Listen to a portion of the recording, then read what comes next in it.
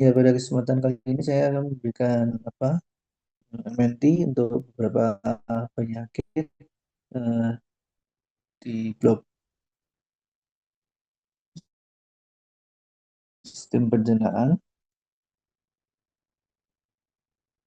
Lanjut, ya, untuk terutama untuk beberapa penyakit di sistem pencernaan ya. Ini untuk penyakit tifoid. Jadi tujuannya adalah memberikan makanan dan tidak merangsang ya, untuk membantu mempercepat penyembuhan dan juga menurunkan gejala klinis akibat demam tifoid.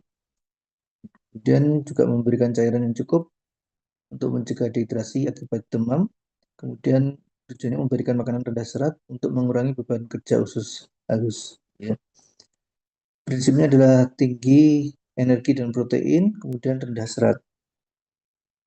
Lanjut, untuk syarat dietnya yaitu energi yang diberikan itu cukup sesuai dengan usia, jenis kelamin, berat badan, dan tinggi badan. Kemudian apabila terdapat demam, maka energi dapat ditingkatkan sesuai dengan eh, peningkatan suhu tubuh.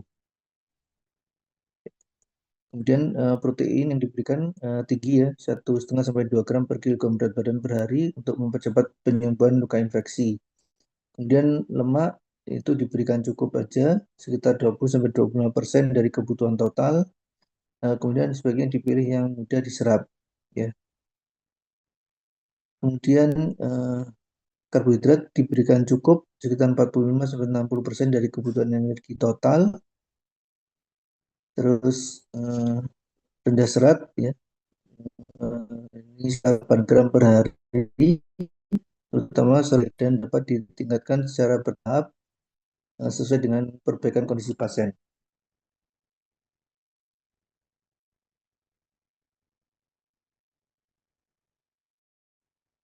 Kemudian makanan yang diberikan juga mudah dicat, porsinya kecil dengan yang sering. Lanjutnya,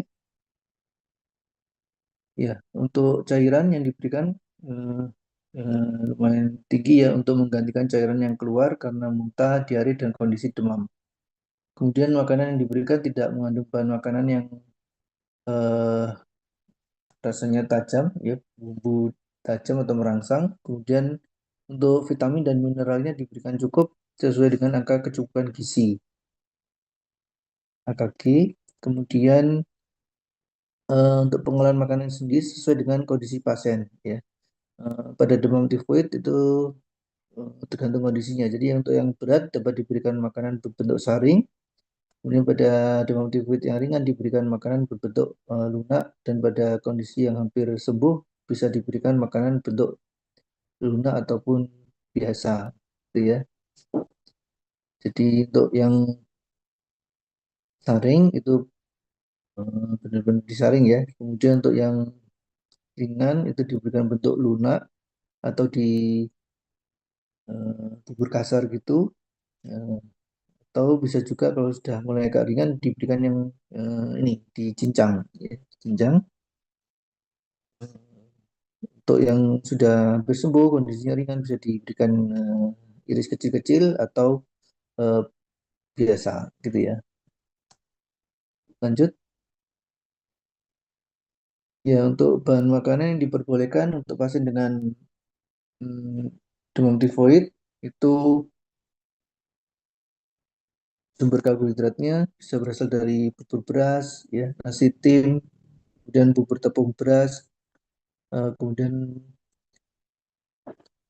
kentang rebus ya, kemudian makaroni, roti, biskuit, crackers, mie, dan bihun. Kemudian untuk sumber protein hewani bisa dari daging sapi, ikan, ayam, telur, dan susu.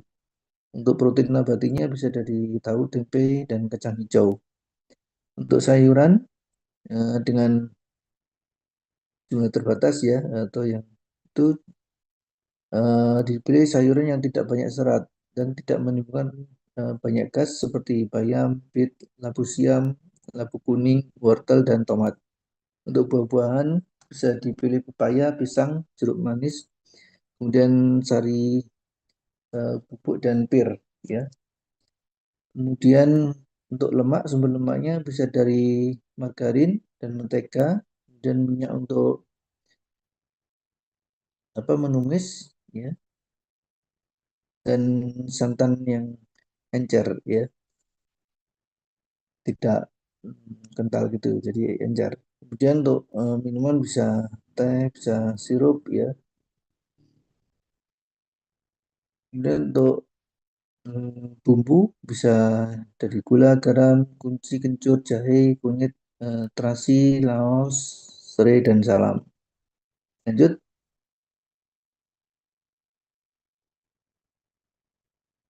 Untuk yang tidak dianjurkan, untuk sumber karbohidratnya seperti beras ketan, ya, roti gandum, jagung ubi, singkong, talas. Ya. Untuk sayuran, ini sayuran mentah ya.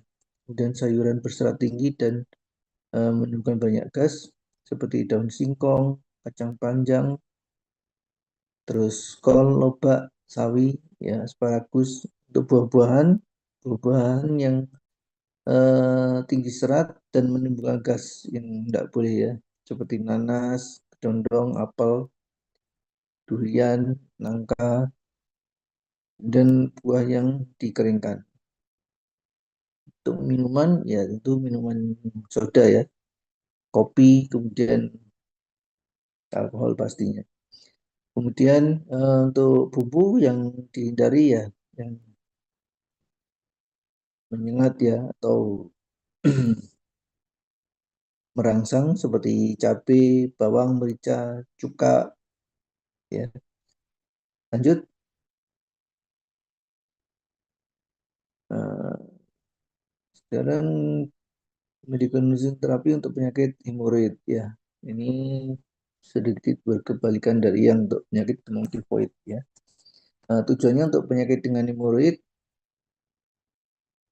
ini memberikan makanan sesuai dengan kebutuhan gizi ya. Tujuan dietnya dengan meningkatkan volume dan konsistensi feses sehingga dapat merangsang peristaltik usus ya. Kemudian yang kedua, tujuannya menurunkan tekanan intraluminal agar defekasi dapat berjalan normal serta mencegah infeksi, mencegah obstipasi, dan divertikulosis. Ya. Syarat dietnya itu kebutuhan energinya sesuai dengan kebutuhan menurut umur, jenis kelamin, dan aktivitas. Kemudian untuk protein yang diberikan sekitar 10-15% ya, atau 1,5 sampai 2 gram per kilogram berat badan per hari. 10-15% dari kebutuhan energi total ya. Baik yang bersumber dari protein hewani maupun nabati. Lanjut.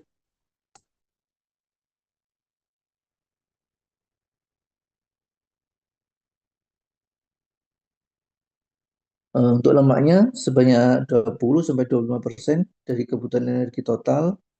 Untuk karbohidrat diberikan dalam jumlah cukup, terutama karbohidrat yang kompleks ya, dengan kandungan serat yang lebih tinggi ya. Berbeda sama yang tipoid tadi ya. Kalau tipoid rendah serat, kalau hemoroid balikan ya, tinggi serat ya.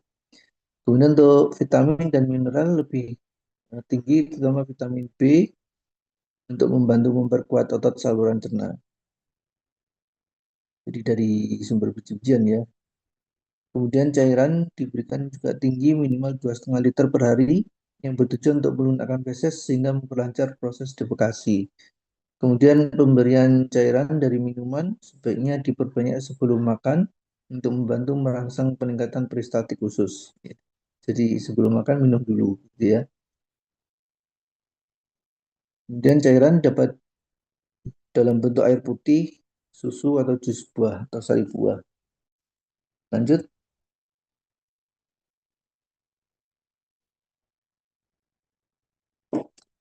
Nah, untuk serat yang diberikan tinggi ya, minimal 30 gram per hari.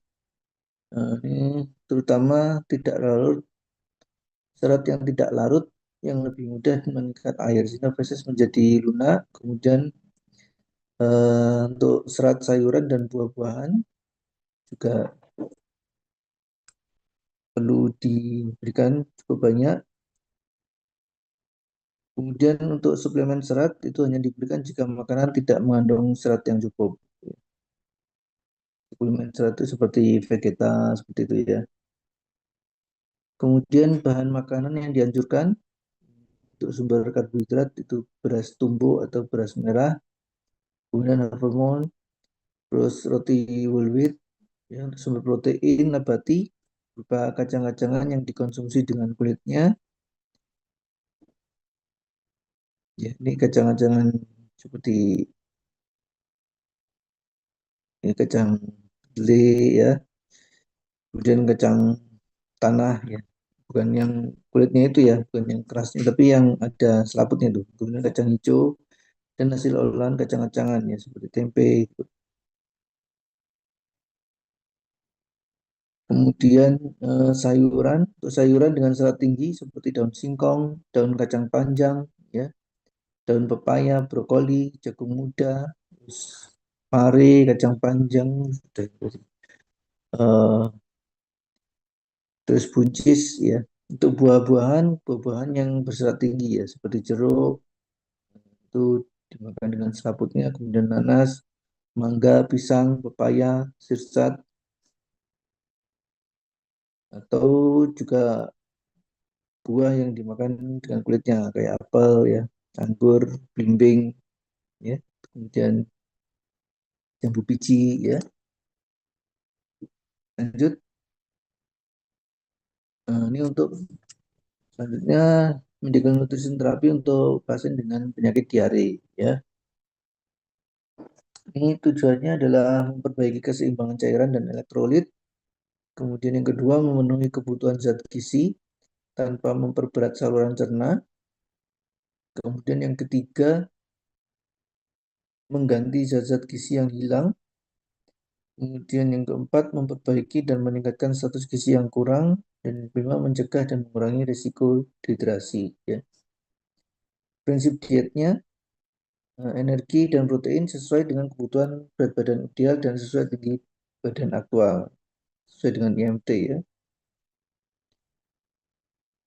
Di mana proteinnya 10-15% dari total energi, lemaknya 20-30% dari total energi, dan karbohidratnya 50-60% dari total energi. Eh, Cukup vitamin, mineral, dan cairan ya. Biasanya pasien dengan diare atau yang muntah-muntah dan yang muntah itu ada penurunan mineral kalium ya terutama itu. Eh, Kalau lebih banyak diarenya justru diare berkali-kali macet gitu ya, bisa mengurangi cairan dan juga natrium ya, jadi hiponatremi. Eh, Vitamin juga cukup diperlukan ya, terutama vitamin B, biji-bijian untuk memperbaiki eh, pergerakan usus ya. Kemudian tinggi kalsium ya, itu pasien tinggi kalsium dan juga tinggi kalium ya jika terjadi hipokalemi ya. Kemudian contohnya pisang ya. Kemudian porsinya kecil tapi sering ya. Bisa sampai 6 kali makan setiap harinya. Lanjut, untuk syarat dietnya untuk pasien dengan penyakit diare itu bisa makanan parenteral atau dipuasakan ya. Itu apabila masih dalam fase akut ya. Jika kondisi klinis membaik, makanan diberikan secara bertahap ya, mulai dari makanan cair, kemudian meningkat menjadi diet rendah sisa dan serat rendah. Supaya tujuannya supaya sama seperti tifoid tadi untuk tidak memperberat kerja usus ya. Kemudian makanannya lunak dan bisa juga makanan biasa ya. Jadi tergantung dari eh, kondisi pasiennya. Kemudian untuk energi dan protein diberikan tinggi ya untuk mencegah penurunan berat badan, kemudian mempertahankan keseimbangan energi dan protein serta memperbaiki protein plasma. Ya, tujuannya untuk menjaga tekanan kolit onkotik di dalam tubuh. Ya. Kemudian vitamin dapat diberikan seperti vitamin A, vitamin C, vitamin D, asam folat, dan vitamin B12 serta mineral seperti kalsium, zat besi, magnesium, dan zinc. Ya. Jika terjadi intoleransi dan malabsorpsi lemak, diberikan makanan netral yang rendah atau bebas laktosa.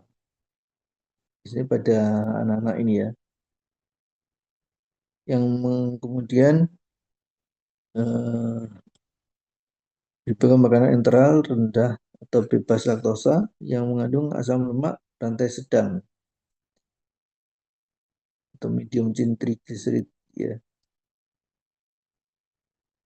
Kemudian syarat dietnya yang keenam menghindari makanan dengan bumbu yang merangsang tajam ya.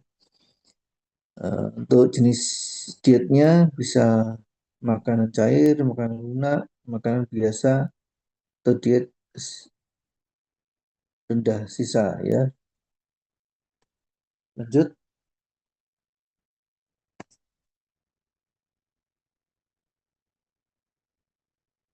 ya selanjutnya eh, medical terapi untuk pasien dengan penyakit gastritis ya atau asam lambung.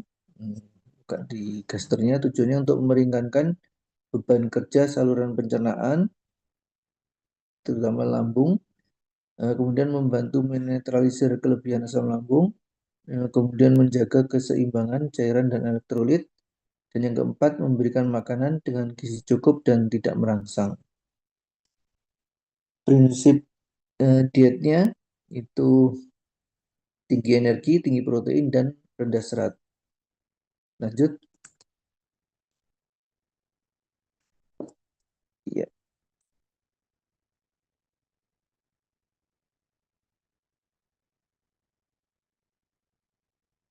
Ini untuk syarat dietnya. Syarat dietnya yang pertama, energi diberikan sesuai dengan kebutuhan dan kondisi pasien, kemudian protein yang diberikan sesuai dengan kebutuhan dan perbaikan mukosa lambung. Jika terjadi tukak lambung diberikan tinggi protein ya. Kemudian lemak diberikan rendah yaitu 10 sampai 15% dari kebutuhan kalori. Untuk vitamin dan mineral diberikan cukup ya, terutama untuk pembentukan hemoglobin. Jadi diberikan Fe, kemudian vitamin C, vitamin E, dan asam folat.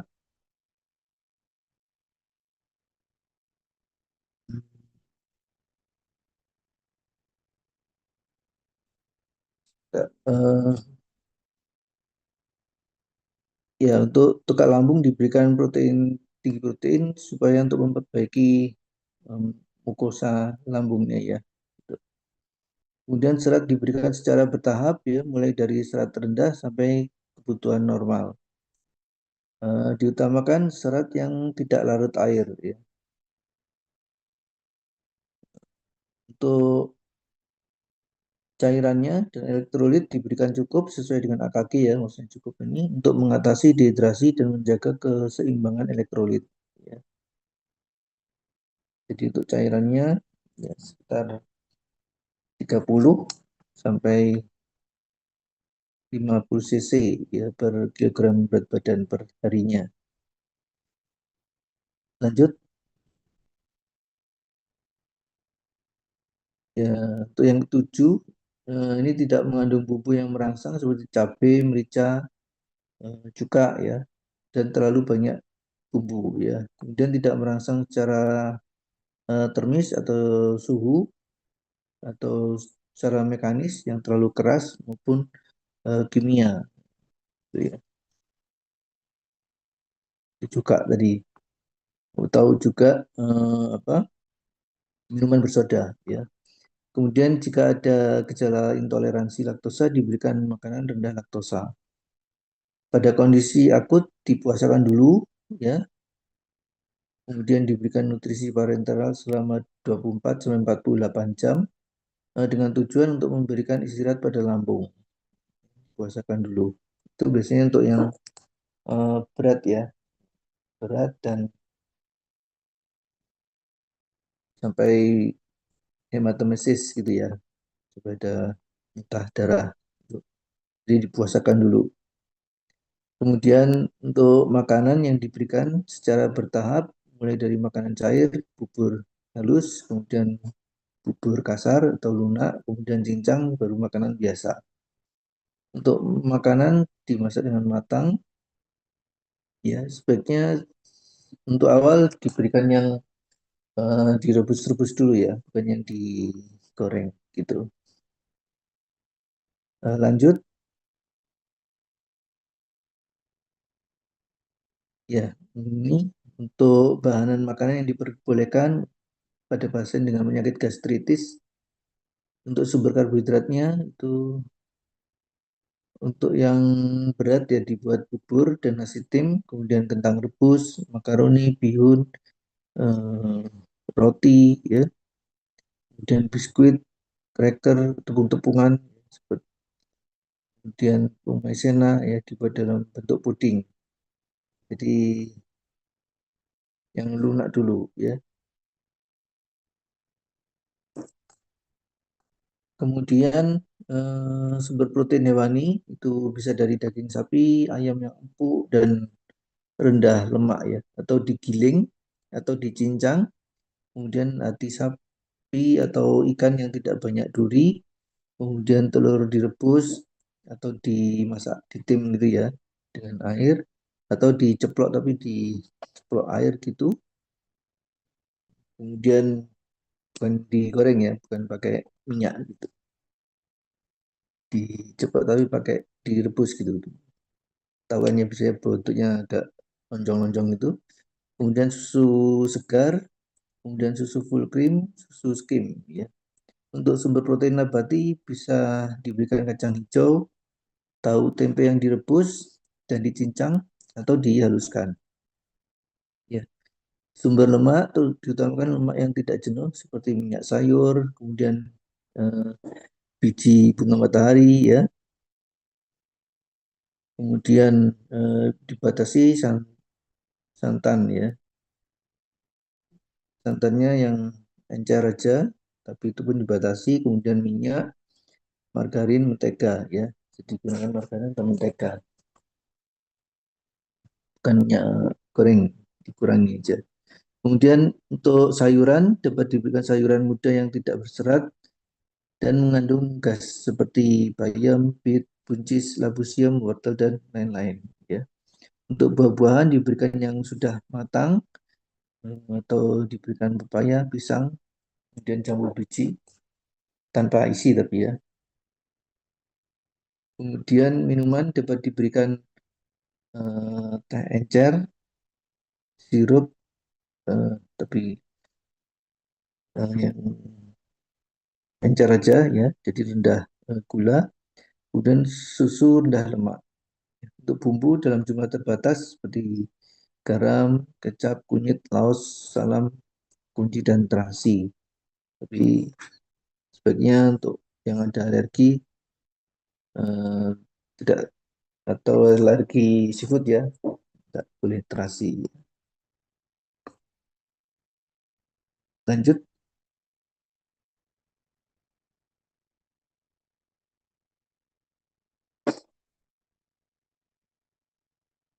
Nah, untuk makanan yang dihindari, untuk sumber karbohidratnya itu yang dapat memberikan rasa kembung ya, seperti ketan, jagung, singkong, ubi, talas, dan cantel.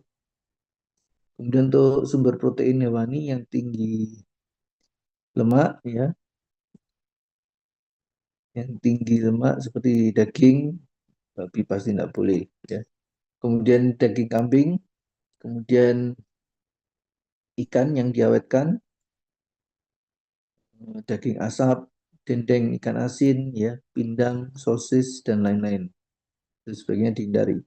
Kemudian sumber protein nabati yang dihindari kacang tanah ya, kacang merah, kacang kedelai. Kemudian sama kacang tolo ya. Kemudian sumber lemak yang mengandung minyak jenuh ya, seperti minyak sawit atau kelapa ya. Kemudian santan yang kental ya. Kemudian kelapanya sendiri ya. Kemudian makanan yang digoreng. Sebaiknya dihindari. Kemudian untuk sayuran yang harus dihindari, sayuran mentah ya. Kemudian nangka muda, kol, kembang kol, sawi hijau, sawi putih, daun singkong, ya, jaisim, kemudian daun kacang panjang dan daun lobak. Untuk buah-buahan yang harus dihindari ya durian, nanas, kedondong, ya. Jadi yang buah yang masih mentah, yang kecut-kecut gitu, kemudian yang mengandung tinggi serat dan banyak gas seperti nangka, kedondong, durian, nanas, dan kemang. Ya. Kemudian bahan makanan yang diawetkan dan mengandung garam tinggi juga sebaiknya dihindari. Ya. Makanan kaleng ya, atau yang diasinkan ya, asinan gitu-gitu. Hmm, lanjut, ya ini ada hmm, contohnya ya untuk pasien dengan penyakit gastritis, ya istilahnya ada diet lambung, ini ada diet lambung satu, diet lambung dua, dan diet lambung tiga. Ini contohnya untuk di lambung satu itu energinya lebih banyak ya, 1.500 kilokalori, proteinnya 60, lemaknya 54, karbohidratnya 182 gram. Kalau diet lambung 2 itu kalorinya lebih sedikit ya, 1.300, kemudian proteinnya 65, lemaknya lebih sedikit 40, dan karbohidratnya lebih sedikit 178. Kalau di lambung 3 itu energinya hampir sama seperti yang satu, 1.550 kilokalori, dengan proteinnya yang lebih banyak ya, 67,8, untuk lemaknya 50, 1 gram, untuk karbohidratnya lebih banyak dari yang lain, 210 gram. Untuk ini diet rendah sisa, ada diet rendah sisa 1, diet rendah sisa 2. Jadi rendah sisa satu itu energinya 1.200, ya, proteinnya 62, lemaknya 56 gram, kemudian karbohidratnya 130 gram. Di rendah sisa 2 itu energinya lebih banyak, 1.533 kilokalori, proteinnya juga lebih banyak, 71 gram, lemaknya juga lebih banyak, 60 gram, dan karbohidratnya juga lebih banyak, 177 gram. Kemudian untuk eh, diet tinggi serat, ya, contohnya ini energinya ya itu 1.900 kilokalori, kemudian proteinnya 72 gram, lemaknya 54 gram, karbohidratnya 274 gram. Untuk seratnya sendiri 20 miligram. Ini eh, yang diet lambung kapan satu, 2, 3 itu, yang satu itu biasanya diberikan pada saat fase akut ya, dengan apa namanya, kandungan zat gizinya terutama protein lebih sedikit biasanya ya.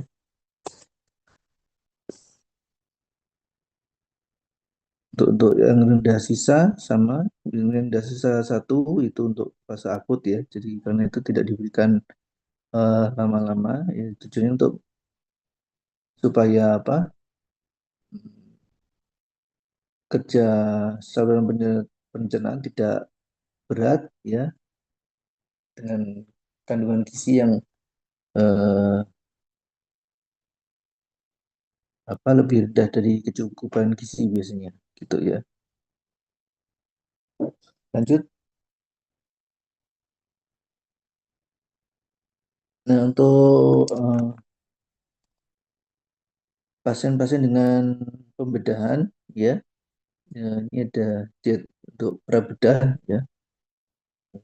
Tujuan dietnya untuk biasanya pasien dengan ini pembedahan di saluran pencernaan, ya, seperti usus buntu, ya, atau kolostomi seperti itu, ya. Nah, ini tujuan dietnya adalah untuk mengusahakan agar status gizi pasien dalam keadaan optimal, ya, pada saat pembedahan. Kemudian sehingga tersedia cadangan untuk mengatasi stres dan untuk penyembuhan luka, ya. Untuk syarat dietnya, ya, energi diberikan sesuai dengan kebutuhan pasien dengan memperhitungkan faktor aktivitas dan faktor stres. Untuk proteinnya,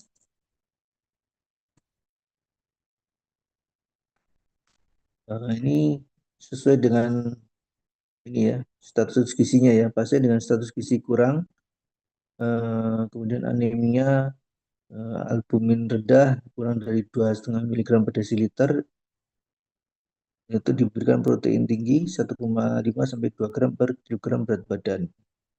Kalau pasien dengan status gizi baik atau obesitas atau overweight diberikan protein normal, ya, 0,8 sampai 1 gram per kilogram berat badan. Lanjut.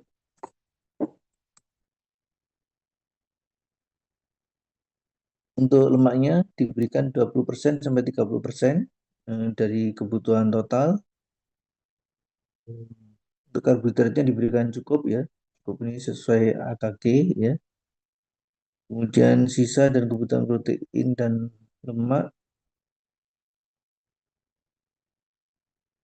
Kemudian eh, vitaminnya cukup, terutama vitamin B, C, dan vitamin K, ya. Bila perlu ditambahkan dalam bentuk suplemen. Kemudian mineralnya cukup, ya. Bila perlu ditambahkan suplemen ini, suplemen mineral, ya. Eh, Kemudian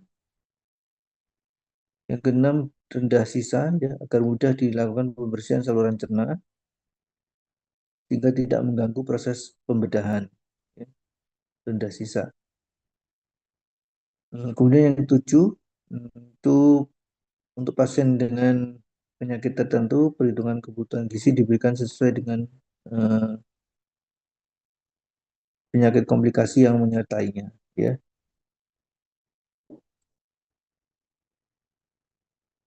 Lanjut.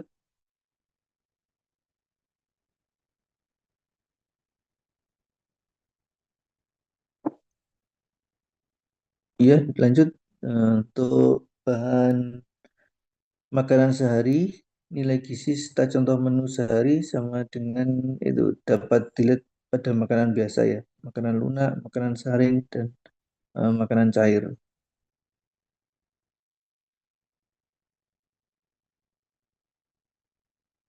Lanjut.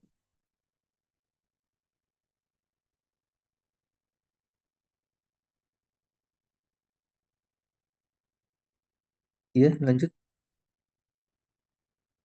Nah, ini untuk diet pasca bedah, ya. Kalau tadi diet pra bedah, ini diet pasca bedah. Tujuan dietnya untuk mengupayakan agar status gizi pasien segera kembali normal, untuk mempercepat proses penyembuhan dan meningkatkan daya tahan tubuh pasien.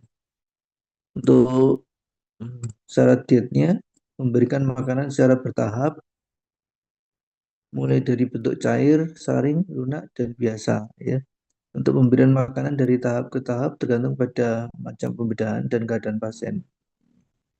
Kemudian untuk makanan itu diusahakan secepat mungkin kembali seperti biasa atau normal, ya. Itu pada pasca bedah yang kecil ya.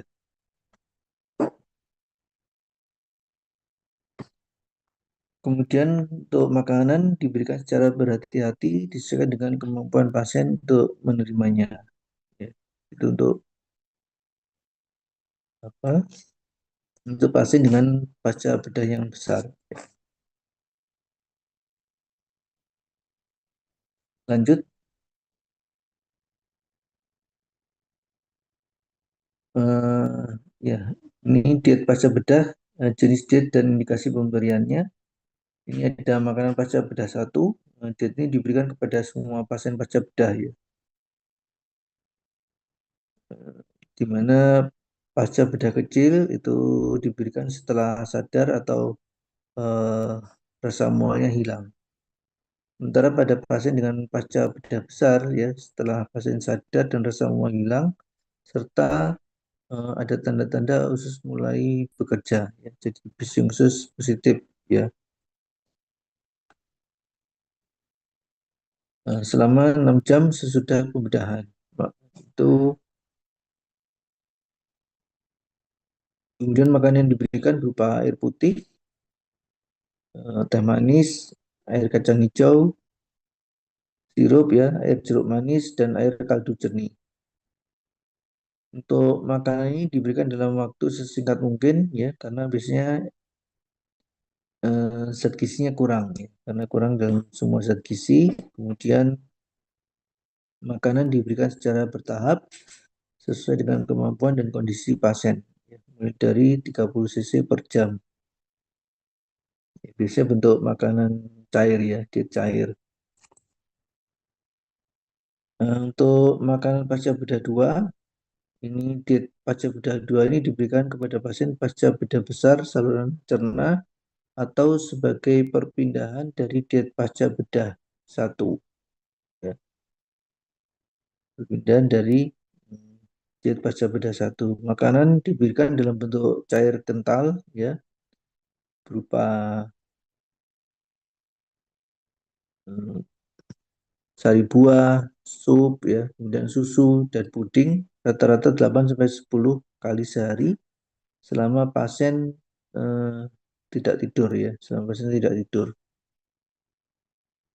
Kalau tidur ya jangan diberikan. Ini peralihan ya. Kemudian jumlah cairan yang diberikan tergantung keadaan dan kondisi pasien. Ya, diet ini diberikan untuk waktu sesingkat mungkin karena zat gizinya juga kurang. Ya, itu.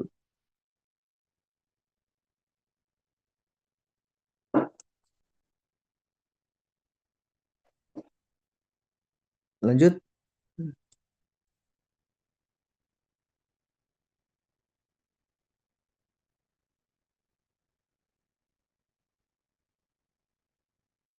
Iya, lanjut.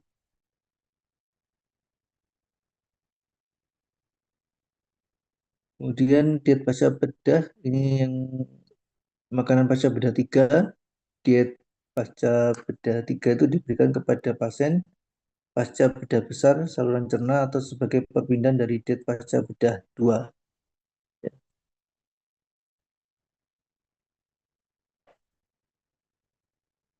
perpindahan dari diet pasca bedah dua. Eh, Makanan yang diberikan berupa makanan saring ditambah susu dan biskuit, kemudian cairan hendaknya tidak melebihi 2 liter sehari atau 2000 mililiter sehari. Kemudian yang selanjutnya ada makanan pasca bedah 4. Ini diet pasca bedah 4 itu diberikan kepada pasien pasca bedah kecil itu setelah diet pasca bedah satu. Kalau setelah pasca bedah besar itu diberikan setelah diet pasca bedah tiga ya. Jadi makanan pasca bedah 4 ini eh, berupa makanan lunak ya. Jadi bisa bubur kasar gitu atau kalau lauknya bisa dicincang atau dipotong kecil-kecil ya. Dimana ini makanan lunaknya dibagi dalam 3 kali makanan lengkap dan 1 kali makanan selingan. di 4 kali makan. Jadi jaraknya sekitar 6 jam ya. Ada 3 kali makanan lengkap dan 1 kali makanan selingan. Ya. Lanjut,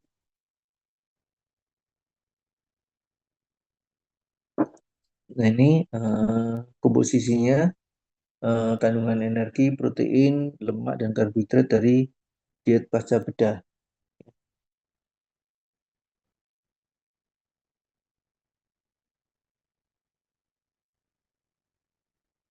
Ini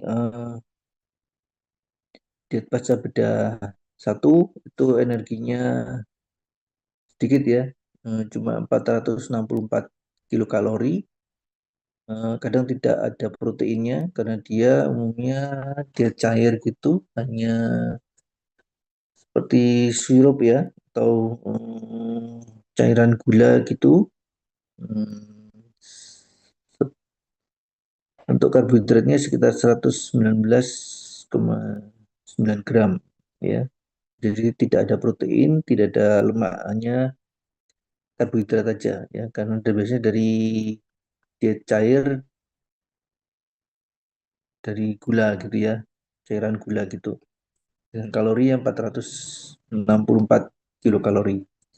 Kemudian untuk makanan pasca beda 2, energinya 1.500 kilokalori dengan protein itu diberikan sekitar 60 gram, kemudian lemaknya 54 gram dan karbohidratnya 182 gram ya.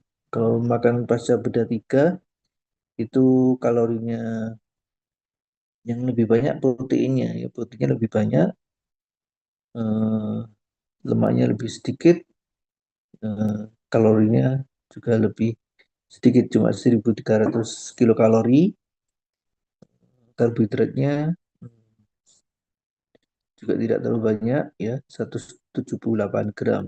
Jadi yang rendah lemak dan karbohidratnya, yang lebih tinggi proteinnya. Untuk makanan pecah beda 4 ya, yang diberikan ini seperti makanan biasa ya, tapi lebih lunak atau seperti bubur kasar gitu atau dicincang atau dipotong kecil-kecil. Untuk kalorinya 1.550 kilokalori, proteinnya lebih banyak lagi 67 gram, lemaknya 50 gram dan karbohidratnya lebih banyak lagi ya, 210 gram.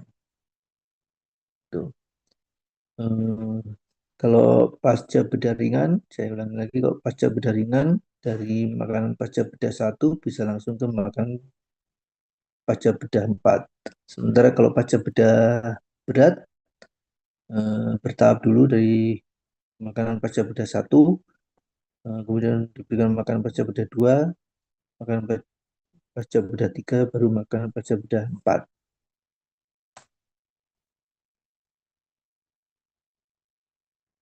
Lanjut, ya ini untuk diet pasca bedah melalui pipa lambung ya. Diet pasca bedah lewat eh, nasogastric tube, ada pemberian makanan bagi pasien dalam keadaan khusus ya, seperti koma, kemudian luka bakar ya, kemudian gangguan psikis, kemudian di mana makanan harus diberikan lewat pipa lambung atau nasogastric tube ya. Makanan diberikan sebagai makanan cair kental penuh ya, di mana perhitungannya 1 kilokalori per mililiter. Jadi 1 kilokalori per mililiter sebanyak 250 mililiter, jadi otomatis 250 kilokalori tiap 3 jam ya. Itu diberikan bila pasien tidak tidur ya, sebanyak 250 mililiter tiap 3 jam, atau pasien dalam kondisi tidak tidur ya, kalau setiap 3 jam berapa berarti?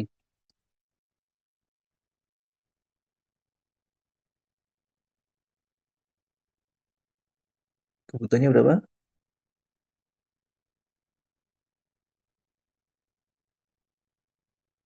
Diberikan 8 kali ya.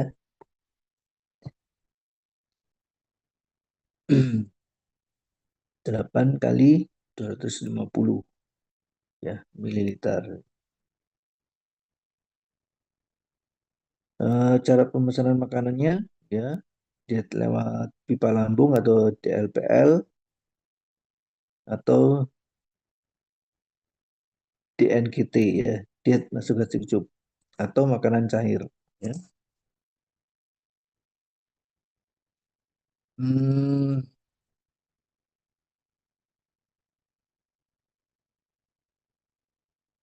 jadi untuk kebutuhannya ya sesuai untuk memenuhi kebutuhan harian itu ya. Ya kurang lebih sekitar 2.000 kilokalori ya per hari.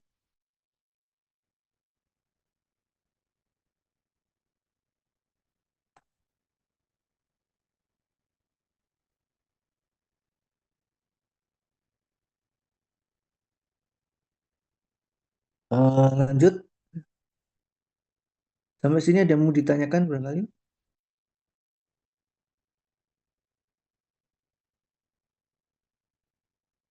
Ya, ini lanjutnya adalah diet pasca bedah lewat pipa Yoyonum. Ya, diet pasca bedah lewat pipa Yoyonum itu adalah pemberian makanan bagi pasien yang tidak dapat menerima makanan melalui oral, ya, atau tidak bisa melalui eh, pipa lambung, ya. Jadi kalau tadi kan masih lewat lambung ya, yang NGT per NGT. Nah, kalau ini tidak lewat lambung tapi langsung dihubungkan ke Genome ya. Makanan diberikan langsung ke Genome. Biasanya pada pasien yang ya ada hmm, apa? Ada perforasi lambung seperti ya karena tukak apa gastric ulcer yang berkepanjangan terus kemudian terjadi perforasi ya.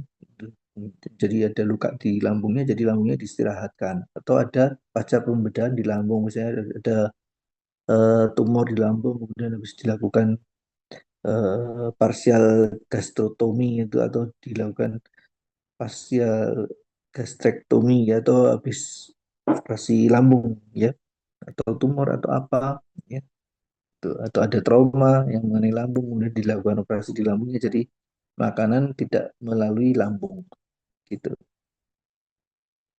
Eh, ini pipanya langsung ke yeyunum dengan menggunakan pipa yeyunum ya atau yeyunum feeding fistula. Jadi dibuat eh, saluran gitu ya langsung masuk ke dalam yeyunumnya. Di mana makanan diberikan sebagai makanan cair ya yang tidak memerlukan pencernaan lambung. Jadi otomatis eh, karena tidak memerlukan pencernaan lambung. Di lambung itu ada pencernaan apa enggak? Masih ingat? Ini sudah lewat blok fisiologi digestif kan ya pastinya. Terus sudah lewat blok hmm, endokrin, fisiologi endokrin ya, EMN. Masih ada yang ingat di lambung itu ada pencernaan apa? Ada proses apa?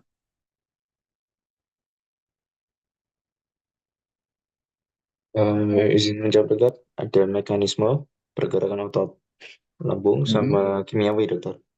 Iya, yang kimianya terutama apa? Makanan yang mengandung apa? Yang kimiawinya terutama untuk memecah protein, dipecah oleh enzim pepsin. Ya, jadi eh, apa namanya? karena tidak melalui lambung, jadi proteinnya yang protein bernilai tinggi dan juga bisa eh, langsung dicerna dan mudah diserap di usus halus, gitu ya. Dan apa namanya, justru kebanyakan makanannya eh, yang rendah ini, ya. Kemudian apa lagi yang dicerna di lambung? Protein. Kok di lemak ada pencernaan lambung enggak di lemak? Lemak.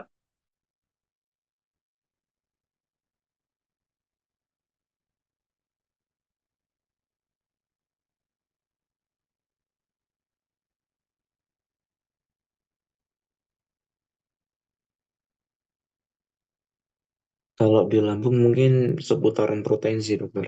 Hanya pepsin saja. Ya.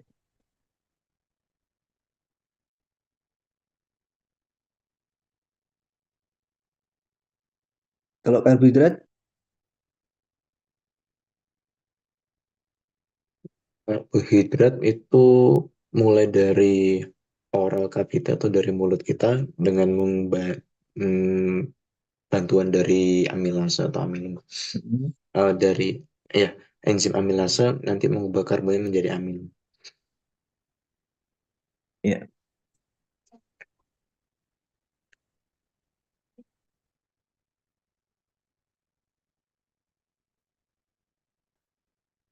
ya. Jadi yang tidak memerlukan pencernaan lambung eh, dan tidak merangsang yelinu secara mekanis maupun osmotis, ya. Jadi cairan diberikan tetes demi tetes secara perlahan, kemudian agar tidak terjadi diare atau spasme, ya, atau kejang di ususnya itu.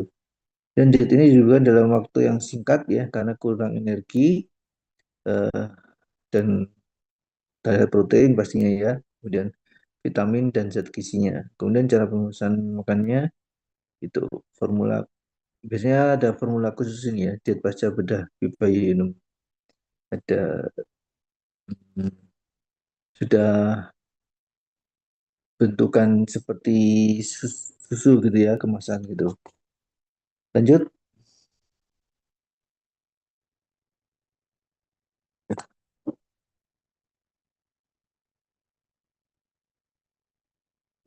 Sudah ya. Oh, sebentar.